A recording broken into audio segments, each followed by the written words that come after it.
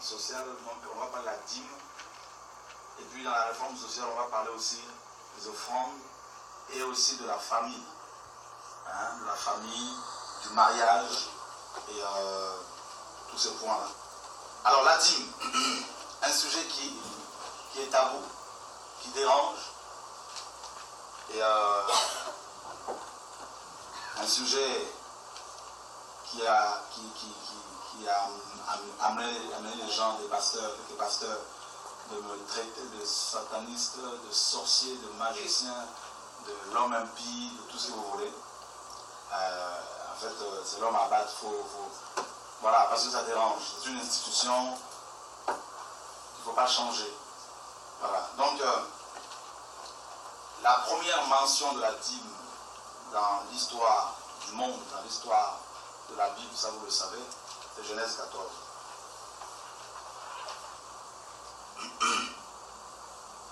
Après qu'Abraham fut revenu vainqueur de Kedorlaomer et des rois qui étaient avec lui, le roi de Sodome sortit à sa rencontre dans la vallée de Chavé, qui est la vallée du roi.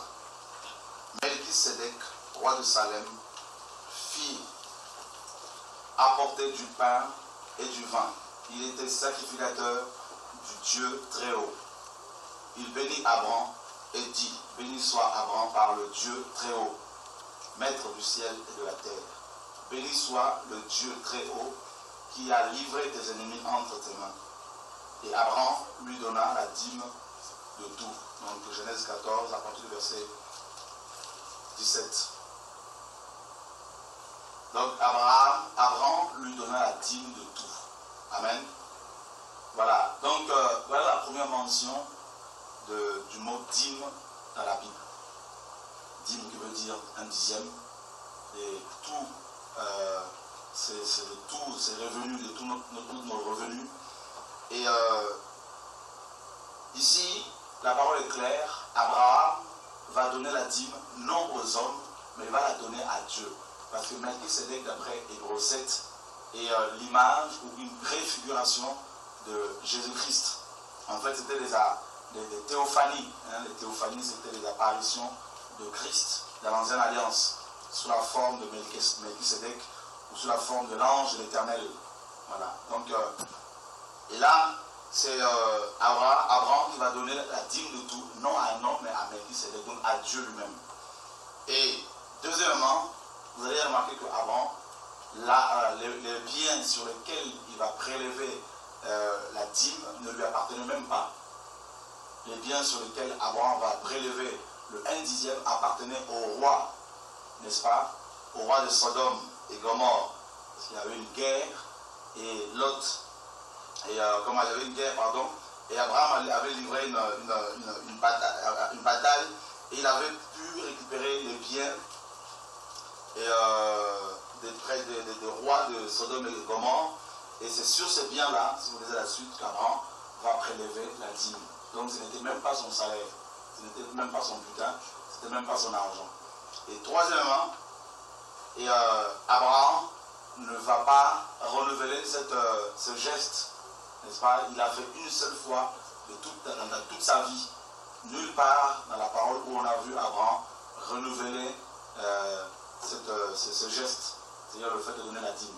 Il a fait une seule fois parce que Dieu lui avait donné une révélation et il s'est arrêté là. Voilà. Et la deuxième mention de la dîme dans la Bible, c'est dans Genèse 28, à partir du verset 20 jusqu'au verset 22. Jacob fit un vœu en disant, si Dieu est avec moi et me garde pendant ce voyage que je fais, s'il me donne du pain à manger et des habits pour me vêtir, et si je retourne en paix à la maison de mon Père, alors l'Éternel sera mon Dieu. Cette pierre que j'ai dressée pour monument sera la maison de Dieu. Et je te donnerai la dîme de tout ce que tu me donneras. Voilà la deuxième mention de la dîme dans l'histoire de la Bible. C'est Jacob maintenant qui va le faire. Donc déjà Isaac ne l'a pas donné. Et Jacob ici, nulle part dans la Bible où on nous a dit que Jacob l'avait donné.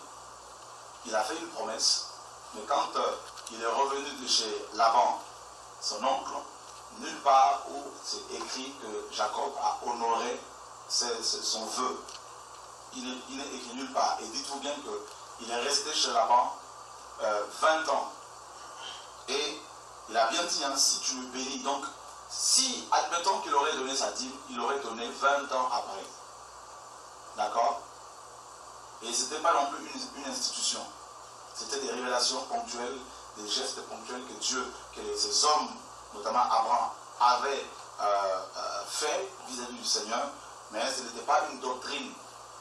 Ils n'en avaient pas fait une doctrine. Et voilà les deux premières mentions de la dîme dans la Bible. Et maintenant, lorsque Moïse va être appelé par le Seigneur, il va recevoir les révélations, il va recevoir la parole de Dieu, les lois, la nouvelle alliance. Et maintenant, Dieu va mettre en place, Dieu va instaurer la dîme comme une loi. Alors que les patriarches, Abraham et Jacob, n'étaient pas du tout, ne donnaient pas la dîme par rapport à la loi, mais par rapport à une révélation ponctuelle que Dieu avait faite. Et encore, Jacob ne l'a pas, parce que ce n'est pas mentionné, donc il n'a pas certainement donné. Et dans Deutéronome chapitre 14, verset 22 au verset 29, nous allons voir maintenant les 4 sortes de dîmes. Entre-temps, vous pouvez éteindre vos portables.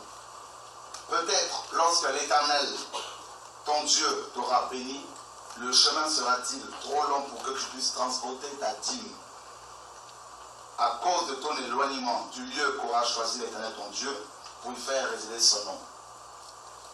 Alors tu échangeras ta dîme contre de l'argent, tu serreras cet argent dans ta main et tu iras au lieu que l'Éternel ton Dieu aura choisi. Là, tu achèteras avec l'argent tout ce que tu désireras, des bœufs, des brebis, du vin, des liqueurs fortes, tout ce que te fera plaisir, c'est important de préciser à chaque fois. Tu mangeras devant l'Éternel ton Dieu, et tu te réjouiras, toi et ta famille. Donc, pour l'instant, nous nous arrêtons là. Ces versets nous parlent de la première catégorie, de la première sorte de dîme. Et si vous lisez bien, vous verrez que cette dîme revenait à la personne elle-même, d'après la parole de Dieu.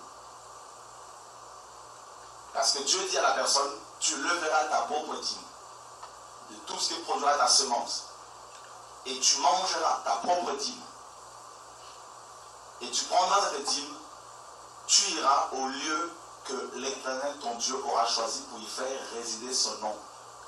Or, le lieu que Dieu avait choisi pour y faire résider son nom, dans l'histoire des Juifs en Israël, vous le connaissez. C'était la ville de Jérusalem, où le temple était bâti. Et Dieu dit, tu leveras cette dîme chaque année. Pourquoi chaque année? Parce qu'il y avait plus de 7 fêtes en Israël. Et 3 fois par an, les Juifs montaient à Jérusalem en pèlerinage lors de ces fêtes. Et une de ces fêtes, c'est la fête de la Pentecôte. Voilà pourquoi dans Acte 2, vous avez le jour de la Pentecôte. La Bible dit que les Juifs du monde entier étaient à Jérusalem. Et c'est là que Dieu a profité pour pouvoir évangéliser ces gens et l'Église va naître. Donc les Juifs allaient à Jérusalem 3 fois par an pour célébrer les 7 fêtes de l'Éternel dont parle Lévitique 23. Et Dieu dira, lors de ces fêtes, lors de ces pèlerinages, eh bien, tu leveras ta propre dîme, tu prendras cette dîme-là, ça pouvait être de l'huile, des animaux. Et Dieu dit, si le lieu de ton habitation est éloigné de Jérusalem, eh bien, au lieu de transporter tes animaux, les fruits, tout ça, eh bien, tu peux vendre ces choses et les échanger contre de l'argent, prendre cet argent, aller avec à Jérusalem. Une fois à Jérusalem, tu achètes tout ce que tu veux, des bœufs, des liqueurs fortes, tout ce que tu veux, tout tout ce que ton cœur désirera. Et tu mangeras devant l'Éternel ton Dieu la dîme de ta propre semence. Donc là déjà, cette première sorte de dîme, dans les églises, on l'a pas enseigné. La dîme qui revient à la personne ou aux personnes elles-mêmes. Voilà la première sorte de dîme qui a été prélevée chaque année. La deuxième sorte de dîme, si nous prenons à partir du verset 27 de Deutéronome 14, Dieu dira, tu ne délaisseras point le Lévite qui sera dans tes portes, car il n'a ni part ni héritage avec toi. Au bout de 3 ans, tu sortiras toute la dîme de tes produits pendant la 3e année et tu la déposeras dans tes portes. Voilà la deuxième sorte de dîme. C'est la dîme qui revenait aux Lévites. Parce que les Lévites avaient été mis à part par le Seigneur pour le service du tabernacle, pour le service du temple. Et cette dîme, d'après la parole de Dieu, la dîme de Lévite, était prélevée tous les 3 ans. Ce n'était pas chaque année, tous les 3 ans. Et on le voit également, si nous prenons Deutéronome 26, nous gardons toujours Deutéronome 14 bien sûr.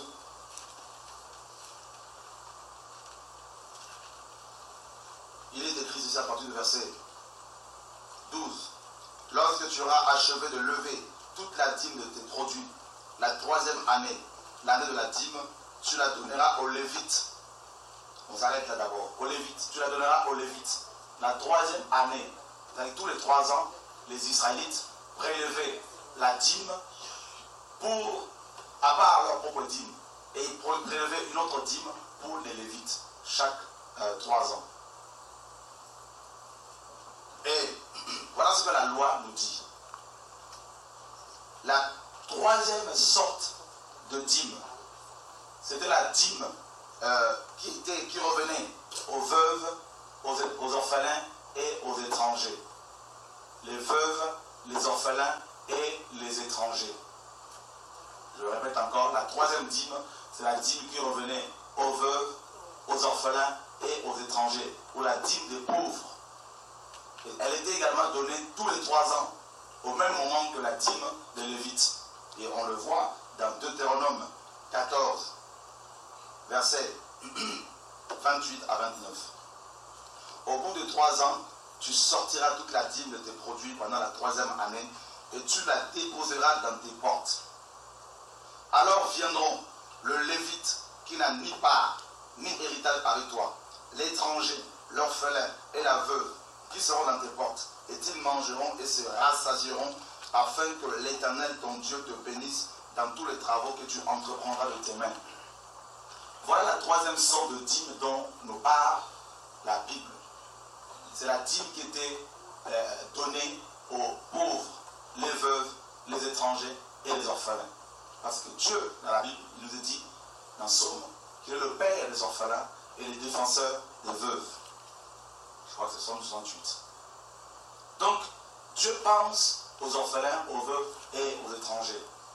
Parce que les Juifs étaient étrangers en Égypte. Donc, Dieu les a enseignés pour qu'ils puissent se souvenir eux-mêmes aussi des étrangers. Ils ont été étrangers aussi.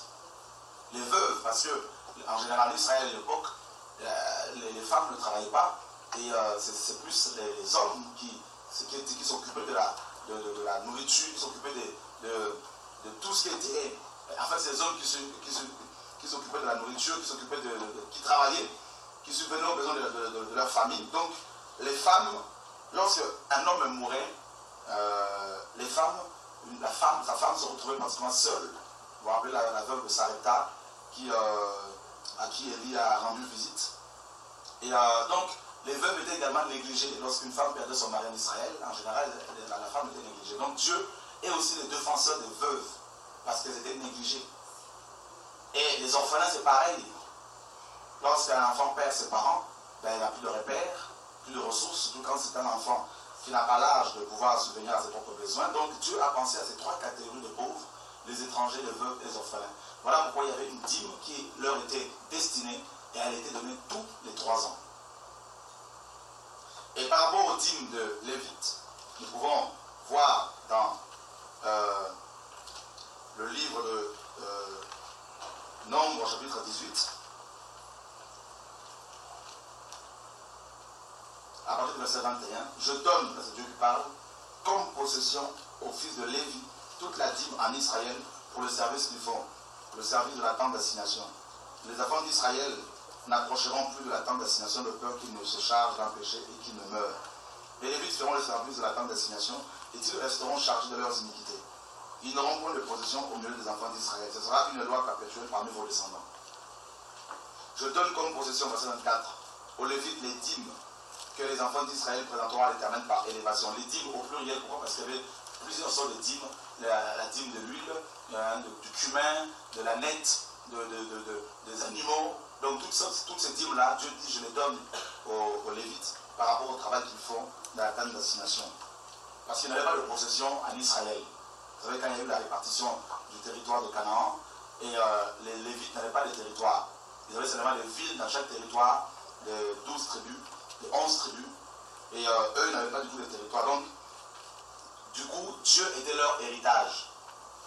Et nous revenons dans Deutéronome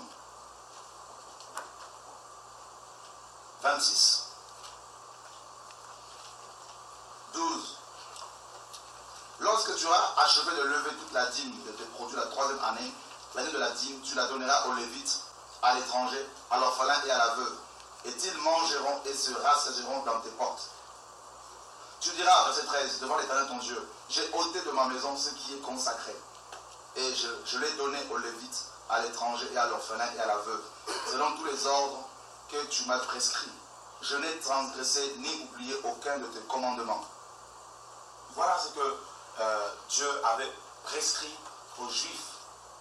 Là, dans ces 2 passages, nous voyons trois passages, nous voyons 3 sortes de dîmes. La première, c'est la dîme qui revenait à la personne elle-même. Elle était prélevée tous les ans. La deuxième, c'est la dîme qui revenait aux Lévites. Elle était prélevée tous les 3 ans. La troisième, c'est la dîme qui revenait aux pauvres, aux étrangers et aux orphelins. Elle était également prélevée en même temps que la dîme de Lévite, c'est-à-dire tous les 3 ans. La 4e sorte de dîme, Nombre chapitre 18.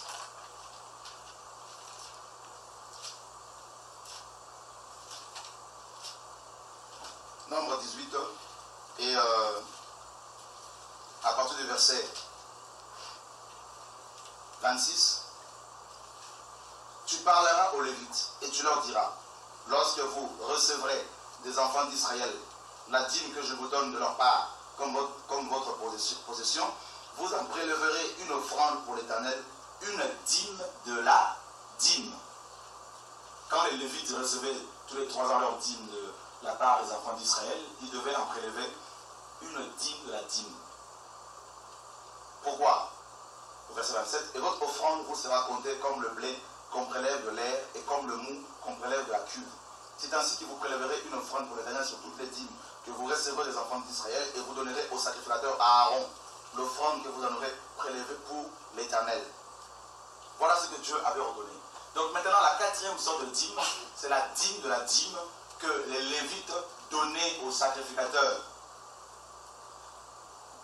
Tous les sacrificateurs étaient Lévites, mais tous les Lévites n'étaient pas sacrificateurs. Les sacrificateurs étaient d'abord Aaron et ses fils, et les descendants d'Aaron. C'était eux qui avaient le droit de rentrer dans le lieu saint et dans le lieu très saint. Les Lévites, qui ne faisaient pas partie de la famille d'Aaron, ne pouvaient pas être sacrificateurs. Donc, les Lévites, quand ils prélevaient leur dîme, quand ils recevaient leur dîme, ils prélevaient une dîme de la dîme, et ils la donnaient aux sacrificateurs. Pourquoi? Parce que les sacrificateurs travaillaient au temple de façon permanente. Alors que les Lévites étaient dispersés dans tous les territoires d'Israël. Mais les sacrificateurs étaient liés au temple. Alors, maintenant, quatre dîmes principales en Israël, dont parle la Bible. Toute la Bible parle de 4 sortes de dîmes. Toute la Bible en fait, l'Ancien Testament. Et, sachant sur ces 4 principales dîmes, vous avez bien sûr tout ce qui est dîme de l'huile, du cumin, des animaux, tout ça. Donc, peu importe, mais ces 4 principales dîmes étaient destinées à 4 sortes d'individus. La personne elle-même, les lévites, les orphelins, les pauvres, les étrangers, les veuves, les pauvres, les sacrificateurs. Alors, maintenant, sachant qu'il y en avait 4, que la loi avait prescrit 4 dîmes principales, et le verset préféré des partisans de la dîme, c'est Malachie, ou Malachie pour les uns, chapitre 3, verset 10. Celui-là, on le connaît par cœur. Malachie 3, 10, où il nous est dit ceci: apportez, à l'impératif, un ordre, apportez à la maison du trésor toutes les dîmes, au pluriel, afin qu'il y ait de la nourriture dans ma maison. Mettez-moi de la sorte à l'épreuve, dit l'Éternel des armées, et vous verrez si je n'ouvre pas pour vous les écluses des cieux, si je ne répands pas sur vous la bénédiction en abondance. Apportez toutes les dîmes, c'est-à-dire quoi? Est-ce les quatre principales dîmes ou quoi? Ah ben non, la réponse c'est toutes ces dîmes-là, ce n'est pas les 4 principales dîmes, parce qu'il y a une dîme qui revenait à la personne elle-même, donc celle-là, la personne ne la donne à personne. C'est pour elle-même. La dîme des pauvres, pas du tout. C'était pour les pauvres. La dîme des Lévites, pas du tout, parce que les Lévites n'étaient pas liés au temple. Parce que là, il est dit à la maison du trésor. La dîme des Lévites, non. La dîme des pauvres, non. La dîme de la personne elle-même, non. Alors, mais pourquoi on dit toutes les dîmes au pluriel? Ben oui, parce qu'il y avait la dîme de cumin, la dîme de l'huile, des animaux, des fruits. Alors, toutes ces dîmes-là, il fallait les amener au temple à chaque fois. Les fruits, les animaux, l'huile, tout ça. Tout ce qu'en fait, tout ce qui était comme revenu. Si tu travaillais au champ, ben, tu amènes les fruits. Si tu étais berger, ben, tu amènes les animaux. Voilà. Donc, voilà pourquoi Dieu parle au pluriel. Toutes ces dîmes-là, il faut les amener. Alors, quelle sorte, sachant qu'il y avait 4 principales dîmes, quelle dîme Dieu ici réclame-t-il? C'est pas compliqué. On va le voir. Sachant que les sacrificateurs étaient liés au temple, alors la dîme que Dieu réclame ici, c'est la dîme de la dîme. On va lire ça tout à l'heure. C'est-à-dire la dîme de la dîme, c'est la dîme qui revenait aux sacrificateurs. Et les sacrificateurs étaient liés au temple. Alors, il faut se poser des questions. Ça, c'est la première question. C'est-à-dire la dîme, là, c'était laquelle? On sait déjà que c'est la dîme de la dîme. La deuxième question, c'est: c'était quoi la maison du trésor? Et lorsque nous allons dans Néhémie, chapitre 10,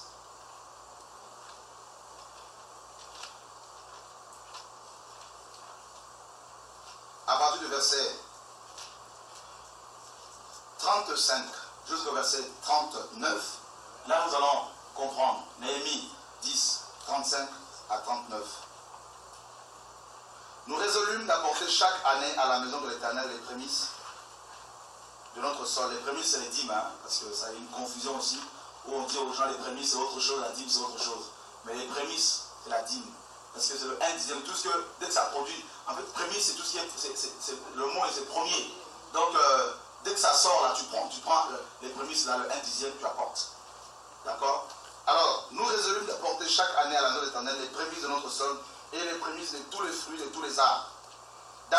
D'amener à la maison de notre Dieu, aux sacrificateurs qui font le service, aux sacrificateurs, hein, il faut bien noter, qui font le service dans la maison de notre Dieu, les premiers-nés, prémices, premiers-nés de nos fils et de notre bétail, comme il est écrit dans quoi?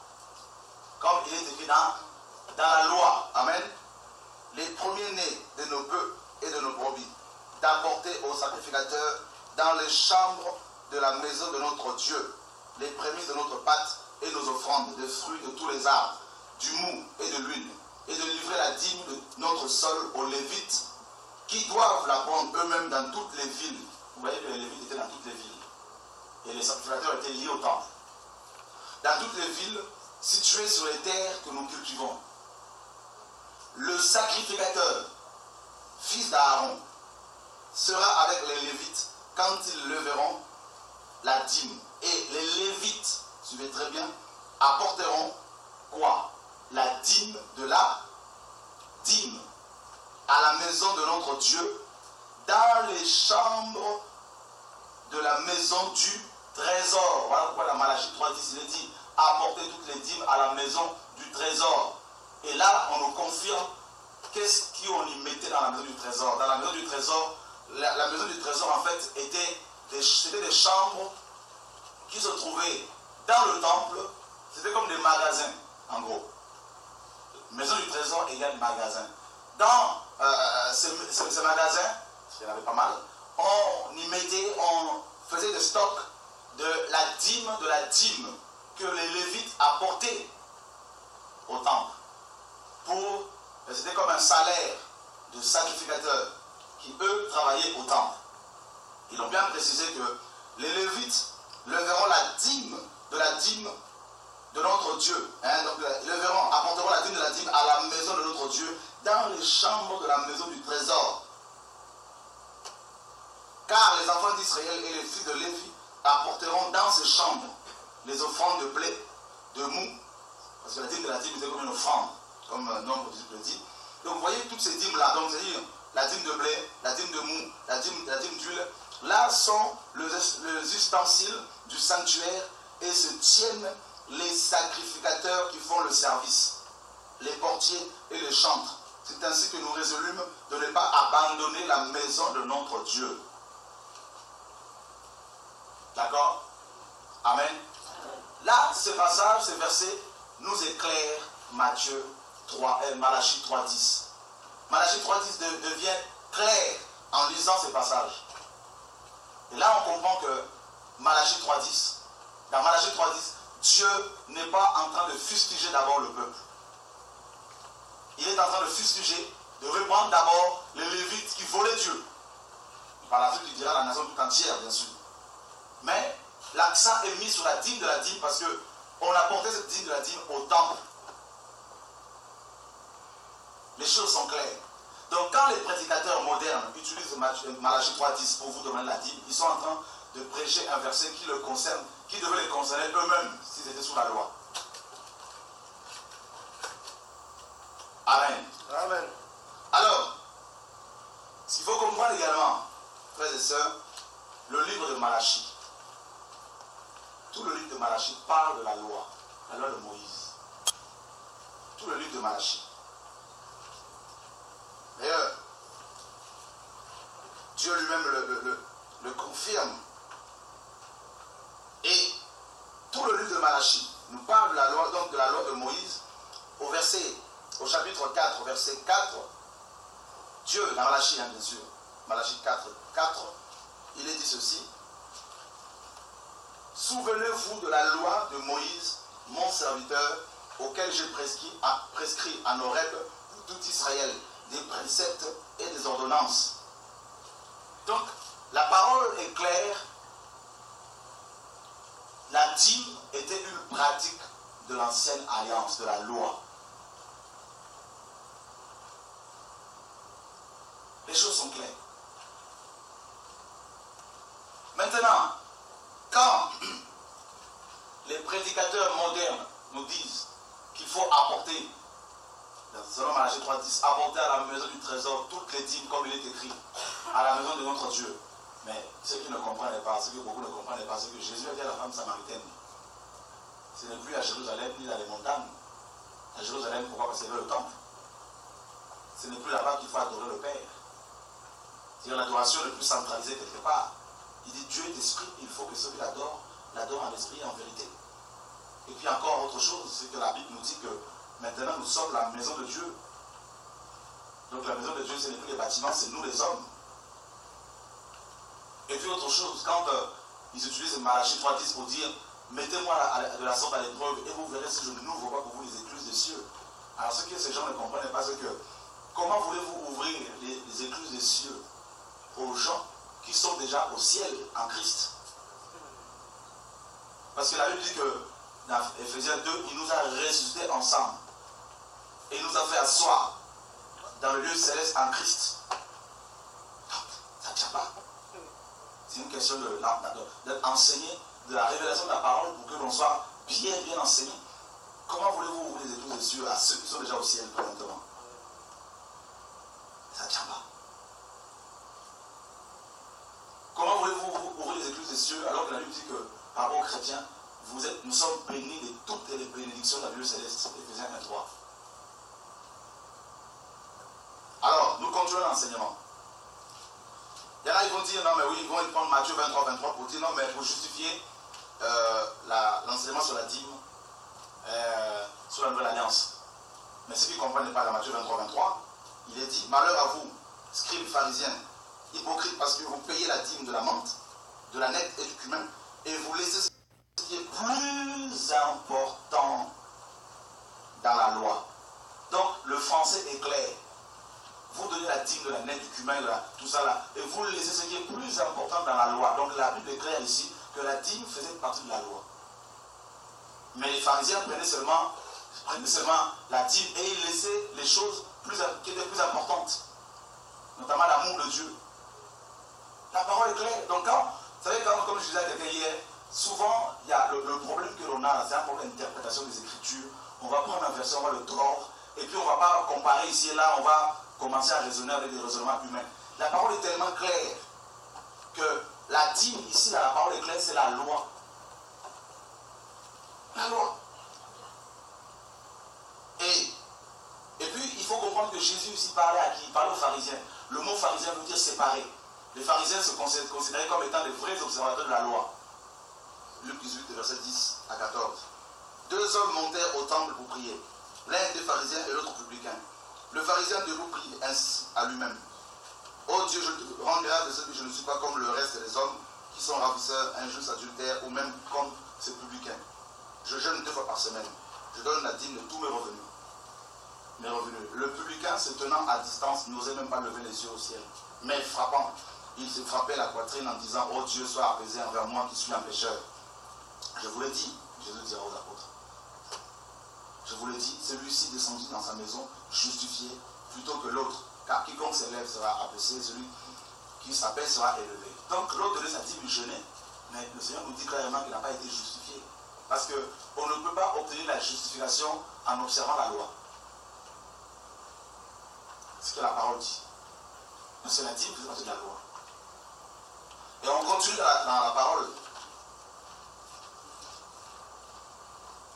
Et nous prenons Hébreux, chapitre 7, verset 5. Ceux des fils de Lévi qui exercent le sacerdoce ont, d'après la loi, l'ordre de lever la dîme sur le peuple, c'est-à-dire sur leurs frères qui cependant sont issus des reins d'Abraham.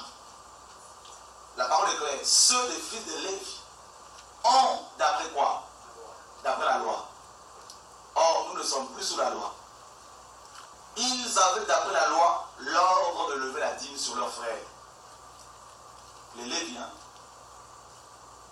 Or, nous savons que les Lévites n'existent plus aujourd'hui. Il n'y a plus. On verra ça tout à l'heure. Donc, les Lévites avaient l'ordre d'après la loi. La loi leur donnait l'ordre de lever la dîme sur les frères. Alors, sur leurs frères. Alors, il y en a qui vont dire, non mais, ben oui, mais nous ne donnons pas la dîme d'après la loi, mais d'après Abraham. On verra ça tout à l'heure aussi. Mais nous voulons d'abord prendre le verset 12 de Hébreux 7. Car le sacerdoce étant changé, il y a aussi nécessairement un changement de loi. Le sacerdoce a changé. Nous ne sommes plus sous le sacerdoce d'Aaron. Donc comme le sacerdoce a changé, nécessairement la loi doit changer également. Alors, il y en a qui vont prendre Matthieu 5 en disant, oui, mais Jésus a dit, je ne suis pas venu abolir la loi, mais pour l'accomplir. Mais oui, mais je suis tout à fait d'accord avec Jésus, avec la parole, parce que nul ne peut se contredire Jésus.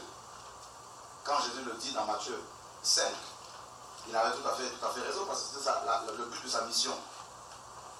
Matthieu 5, 17. Ne croyez pas que je sois venu abolir la loi ou les prophètes. Je suis venu non pour abolir, mais pour accomplir. Mais oui, il est venu pour accomplir la loi. Et il le dira à la croix dans Jean 19, 30. Tout est accompli. Bien sûr, il est venu accomplir la loi. Mais il a tout accompli. Et ce que les gens ne comprennent pas non plus, quand je dis je ne suis pas venu abolir la loi, mais je suis venu pour accomplir. De quelle loi parlait-il? Parce qu'il y avait plusieurs lois. Dans la Bible, nous voyons 3 sortes de lois. La première sorte de loi, c'est des lois morales. Les lois morales ont toujours existé, bien avant Moïse. Les lois morales ont toujours existé.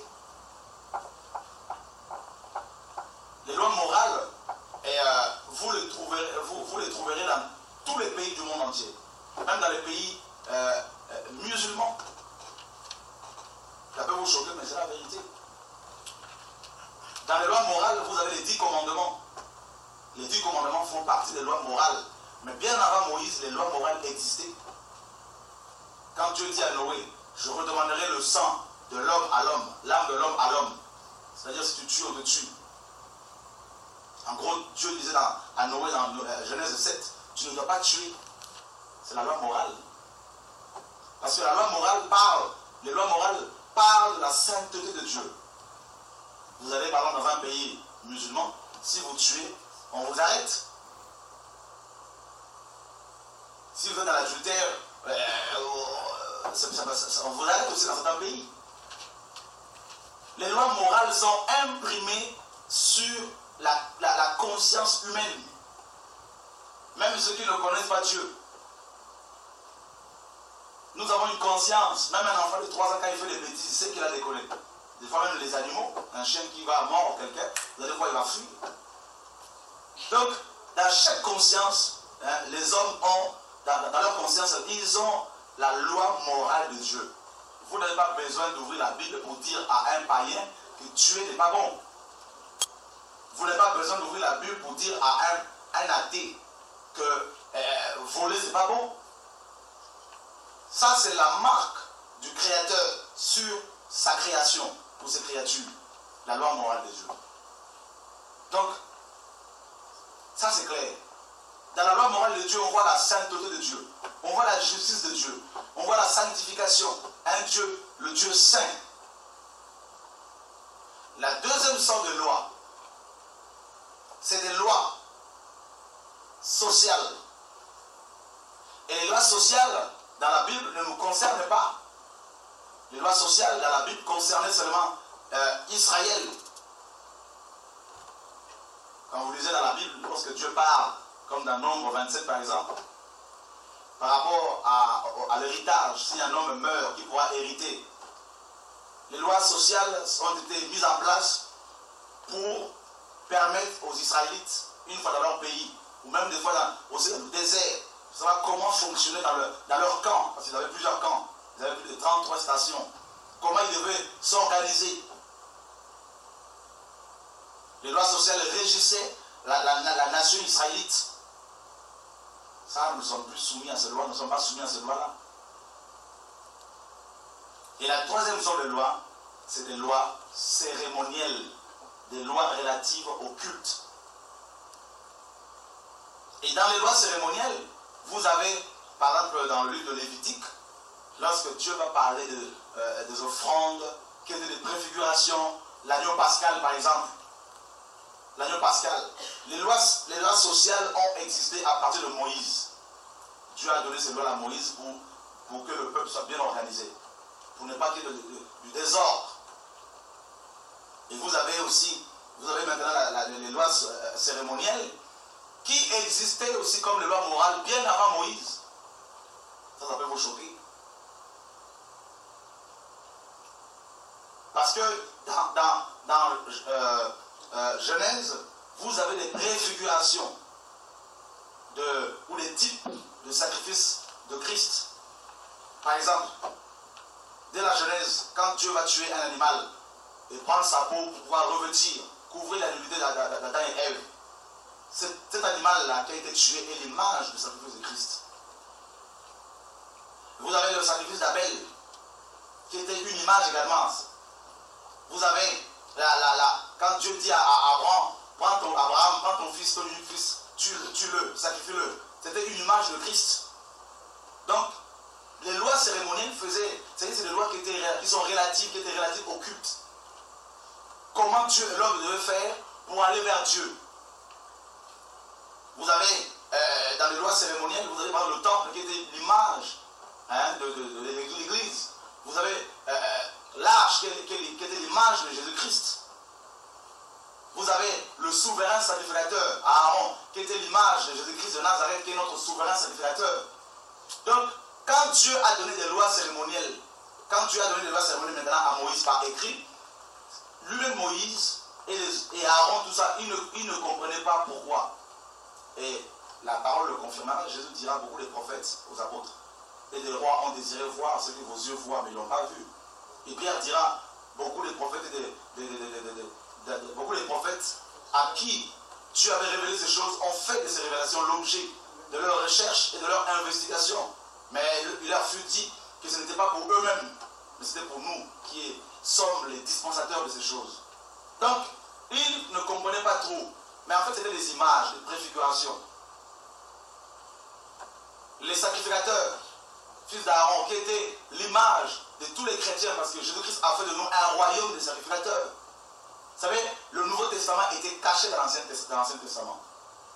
Et l'Ancien Testament est révélé dans le Nouveau Testament. C'est ça le mystère de Dieu. Dieu est un Dieu mystérieux. Et il doit se révéler à nous pour que l'on puisse le connaître. Voilà pourquoi ceux qui cherchent à le connaître, là, avec leur intelligence, ils vont dévier à chaque fois. Donc, les lois cérémonielles, je précise bien, ont existé bien avant Moïse, tout comme les lois morales. Seules les lois sociales ont été données à l'époque de Moïse pour diriger, pour organiser le pays d'Israël, d'abord leur camp et puis leur pays. Mais maintenant, vous avez plusieurs types de sacrifices cérémoniels avant la promulgation de la loi par Moïse. Vous avez des sacrifices, par exemple, quand Gédéon faisait un sacrifice, l'ange de l'Éternel est monté dans ce feu, dans cette fumée. Et vous avez les sacrifices, à chaque fois, les patriarches bâtissaient des autels et ils sacrifiaient des animaux dessus. C'était l'image à chaque fois de Christ. Et eux-mêmes, ils étaient voilés, ils ne savaient pas. Vous voyez tout ça. Et maintenant, quand la Bible dit que la loi a été donnée par Moïse, ça veut dire quoi? Ça veut dire quand la Bible dit que la loi a été donnée par Moïse, ça veut dire que les lois cérémonielles, les lois morales, les lois sociales, Dieu a utilisé Moïse, ou Dieu les a consignés, ces trois types de lois, dans un livre qu'il va donner à Moïse. Avant